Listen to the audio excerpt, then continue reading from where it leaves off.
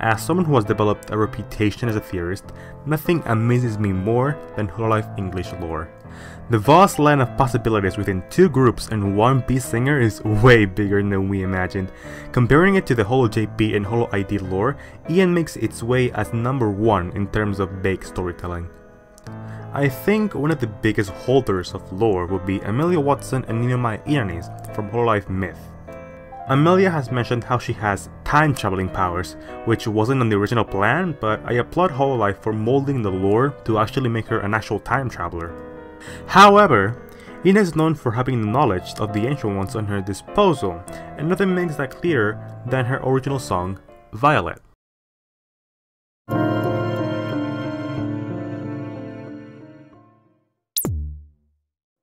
Violet was released to the public on August 4th, 2021. Ina released this as a little goodbye gift while she was on vacation, stating, I think it's gonna give you guys enough to think about for a week, maybe.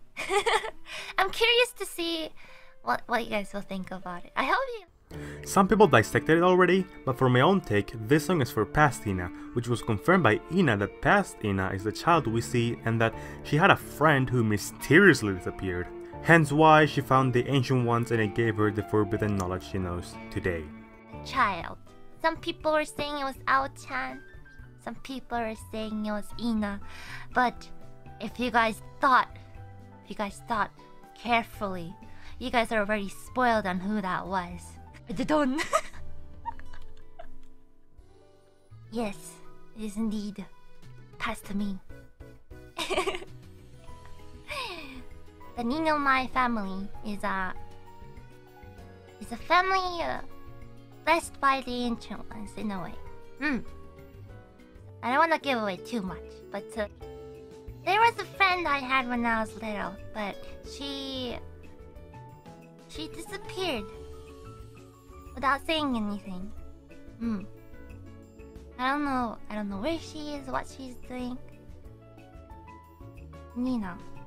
The MB incites the idea of a future Ina seeing a past Ina who was struggling due to the things I said before, while the lyrics incite losing someone loved, as in maybe disappeared or forgotten, not that by the way, and waiting for that said person and be like how it was in the past, while also being the awakening of the Ancient Ones due to some reason. Now, here's the thing, the song references time in the chorus.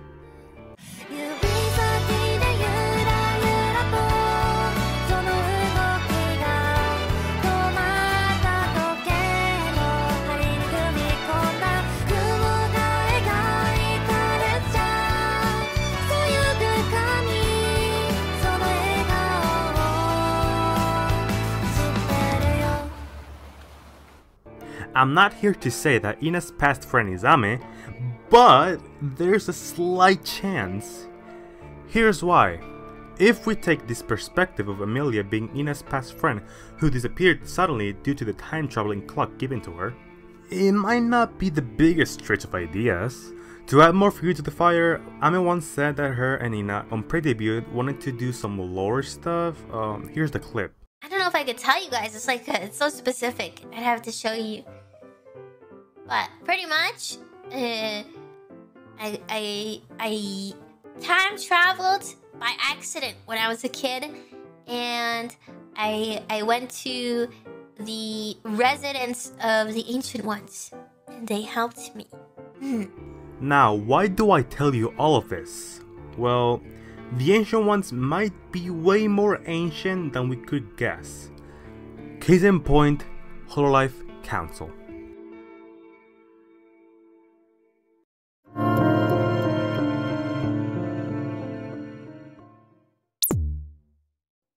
holoCouncil definitely has the biggest amount of lore just in their debut trailers and descriptions.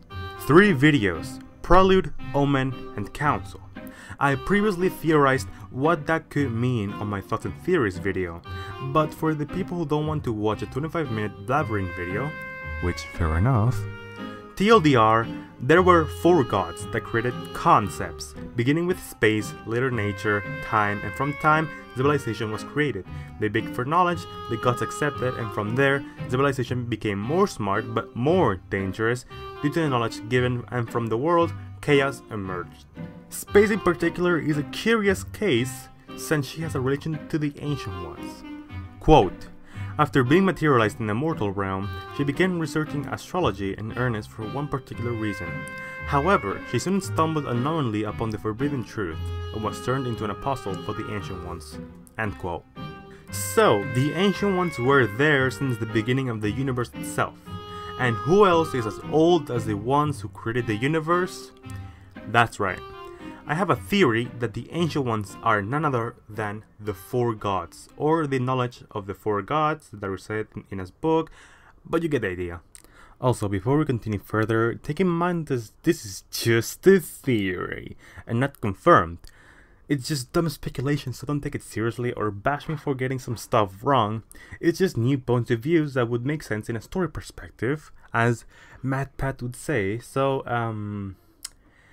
Anyways, the gods created the universe from these 5 concepts and named them the Council and just dipped to sleep?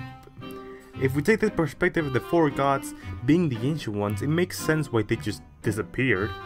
Also, on Ina's I'm Back stream, she mentioned how the Ancient Ones bless the Ninomae family. The word bless is a weird one. Blessing is normally considered as a thank you, but let's take this to a religious aspect. Gods normally bless as in put divine favor towards a person or group of people. And what do we have here? A suspicious book that possibly contains godly knowledge, or are the gods themselves blessing a family? That sounds like godly behavior to me. But the reason why I brought up Council is that there's an entity we don't know yet. Or do we?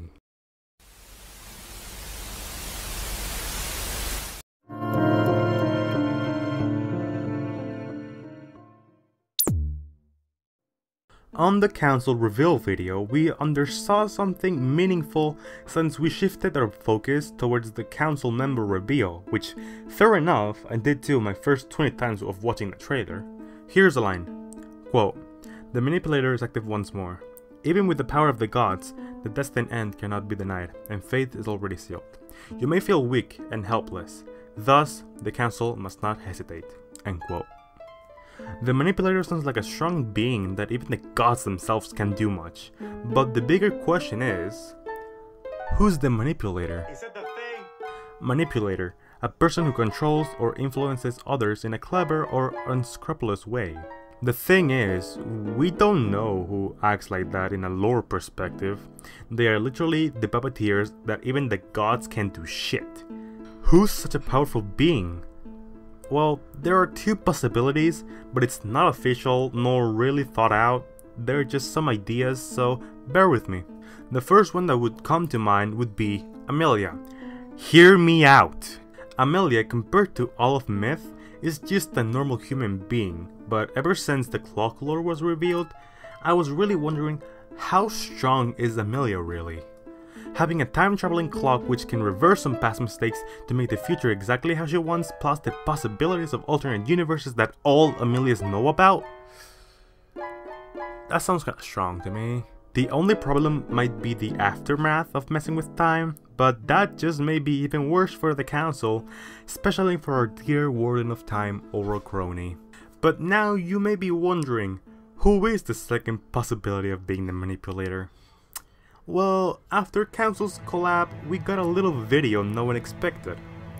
Omega Alpha, the EN, the Exiled of Worlds, the cause of events and was told to be the origin of the ancient malediction, Gaze of Omega. Usually an observer, it is now taking an active role for unknown reasons. The Exiled of Worlds, the cause of events, it is now taking an active role for unknown reasons. I think we found our Manipulator. You might be confused. It's natural, but look at this.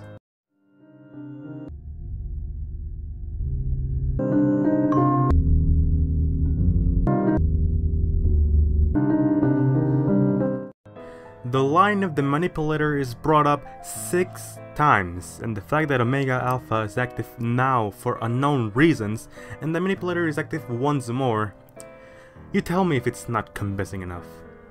Omega Alpha is the end, while in the video it may seem like the beginning. Take in mind that we start with the 5 concepts, to hope, to myth, and ending with Omega Alpha.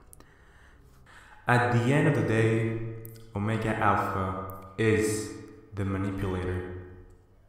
The end, or should I say, the END. Thanks for watching.